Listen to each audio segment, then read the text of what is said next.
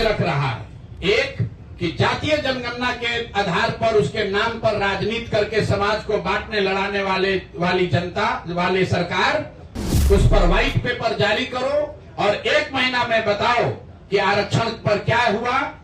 दूसरा, 94 लाख परिवारों को किस दिन 2 लाख रुपया दोगे और उन 40 लाख होमलेस परिवारों को 1,20,000 रुपया कब दिया जाएगा। हम लोग की दूसरी डिमांड है कि 3 डिसमिल जमीन जो महादलित समाज को मिलनी चाहिए थी, दलित महादलित समाज के लोगों को, जिनका वोट लेकर नीतीश कुमार इतने दिन से बैठे हुए हैं, अब वो दलित महादलित परिवार चला जाने के लिए तैयार नहीं है। नमस्कार, दर्श न्यूज देख रहे हैं आप और मैं हूं आपके साथ दक्षा प्रिया। जनसुराज के सूत्रधार प्रशांत किशोर विधानसभा का घेराव करेंगे। जी हां, उन्होंने एक बड़ा ऐलान किया है और कहा है कि विधानसभा का घेराव करेंगे। इसके साथ साथ वो ये भी कहते नजर आए हैं कि वक्फ पर, जातीय जनगणना पर और तो और लैंड सर्वे पर आखिर सरकार चुप क्यों है, और भी क्या कुछ कहते नजर आ रहे हैं अपने प्रेस कॉन्फ्रेंस के दौरान प्रशांत किशोर।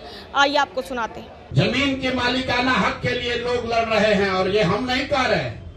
पिछले 1 साल जो बिहार सरकार का क्राइम का आंकड़ा है, उसमें बताया जा रहा है कि जितनी हत्याएं यहाँ सरकार ने रिकॉर्ड की, उसमें 60% से ज्यादा हत्या के मूल में जमीन से जुड़ा हुआ विवाद है। ये बिहार सरकार का आंकड़ा है। फिर से मैं रिपीट कर रहा हूं, ये जमीन का सर्वे शुरू हुआ है 2023 से। अभी तक सरकार के आंकड़ों और दावों के बावजूद सिर्फ 20% लैंड का सर्वे कंप्लीट हुआ और इसकी कमियों की वजह से इसमें जो लूट मची हुई है, जो भ्रष्टाचार फैला हुआ है, जमीन का दाखिल खारिज में, पेपर निकालने में, बंसावली बनाने में, जमाबंदी में इतनी परेशानी हो रही है, हजारों करोड़ रुपया लूटा जा रहा है। और इसी बिहार में, जैसा आप लोग जानते हैं, सबसे ज्यादा सीओ और डीसीएलआर वगैरह का पोस्टिंग के लिए खुलेआम 30 लाख, 40 लाख, 50 लाख रुपया, देखिए सारे पत्रकार लोग मोड़ी हिला रहे हैं, हाँ भैया बात तो ठीक है, 25 से 50 लाख रुपया लेकर पोस्टिंग की जा रही है। तो ये जो सर्वे शुरू हुआ है, ये अंचलाधिकारियों को और राजस्व से जुड़े हुए पदाधिकारियों के द्वारा धन उगाही का नया उद्योग शुरू किया गया है। तो जनसुराज परिवार 3 मांग रख रहा है। एक कि जातीय जनगणना के आधार पर उसके नाम पर राजनीति करके समाज को बांटने लड़ाने वाली जनता वाली सरकार, उस पर व्हाइट पेपर जारी करो और 1 महीना में बताओ कि आरक्षण पर क्या हुआ। दूसरा, 94 लाख परिवारों को किस दिन 2 लाख रुपया दोगे और उन 40 लाख होमलेस परिवारों को 1,20,000 रुपया कब दिया जाएगा।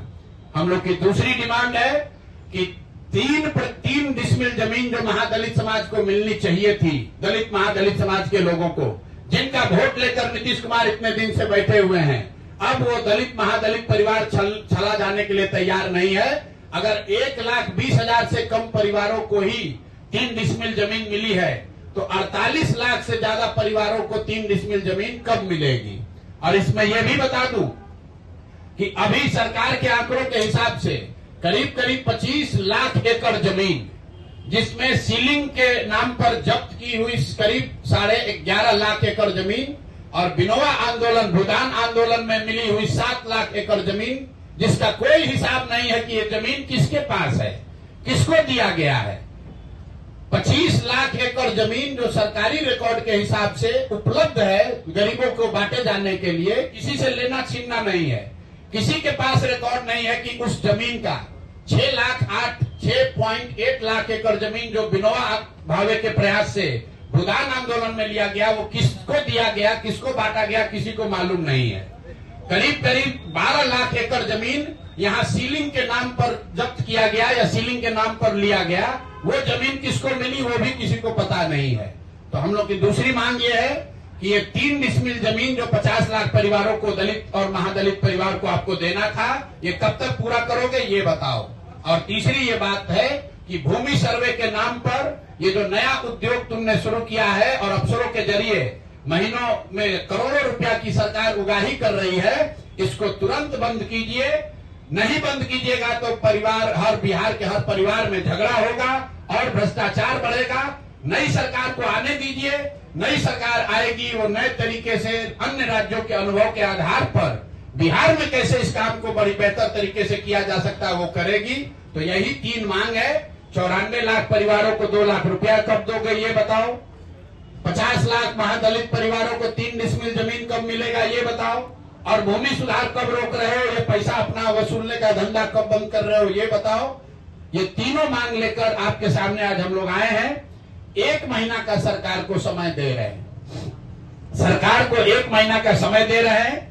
11 मई से बिहार के हर गांव में 40,000 से ज्यादा रेवेन्यू गांव में जन सुराज वहां बैठक करेगी और लोगों से इन 3 मुद्दे पर उनसे वार्ता करके इस विषयों पर सिग्नेचर कैंपेन हस्ताक्षर अभियान शुरू करेंगे।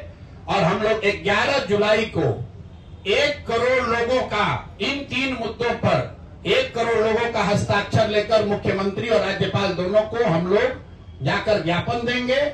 लेकिन ये मामला वहीं नहीं रुकेगा। इसके बावजूद अगर सरकार ने एक्शन नहीं लिया तो आपके इंटरेस्ट के लिए बता देते हैं, इस विधानसभा का जो अंतिम सत्र अभी होने वाला है उस सत्र में जन सुराज अपनी पूरी ताकत से विधानसभा को घेरेगा।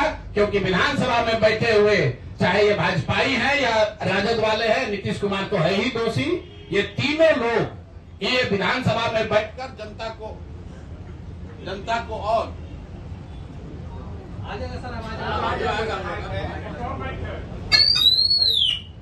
जनता को और आगे बेवकूफ न बना पाए, इसके लिए हम लोग विधानसभा का जब सत्र शुरू होगा तो इन विधानसभा का हम लोग घेराव करेंगे, प्रदर्शन करेंगे, वहीं धरने पर बैठेंगे।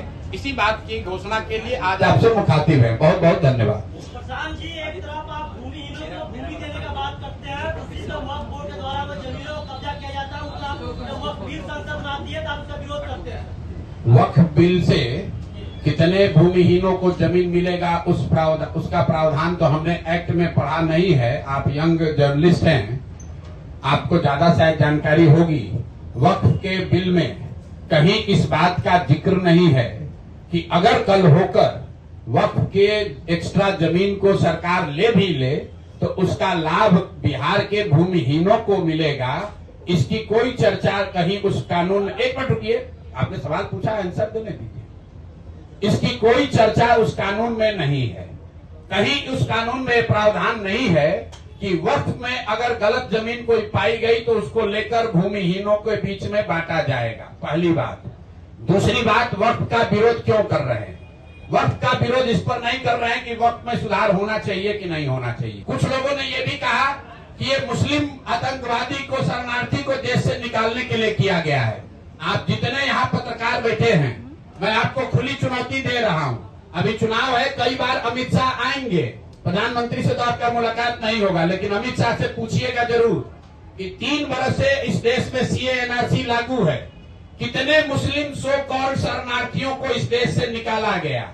और वो बात छोड़ दो, कितने हिंदुओं को आपने नागरिकता दे दी ये बता दो। बांग्लादेश से, अफगानिस्तान से, पाकिस्तान से आने वाले कितने हिंदुओं को आपने नागरिकता सीए एनआरसी में दे दी है ये बता दो।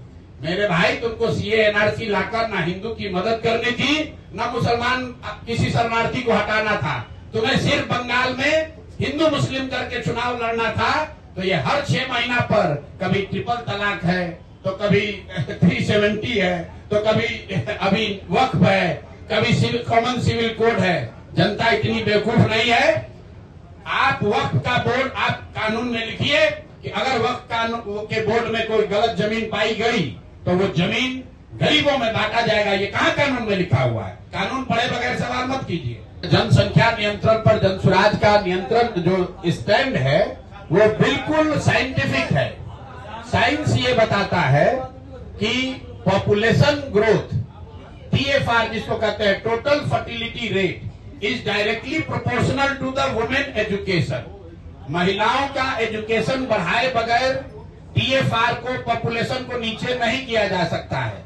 हम जान रहे हैं कि आप किस नजरिए से सवाल पूछ रहे हैं। कुछ लोग ये कहते हैं कि मुसलमानों, ये भाजपाई और कुछ संघी ये बताते हैं कि मुसलमानों ने जनसंख्या बढ़ाई है।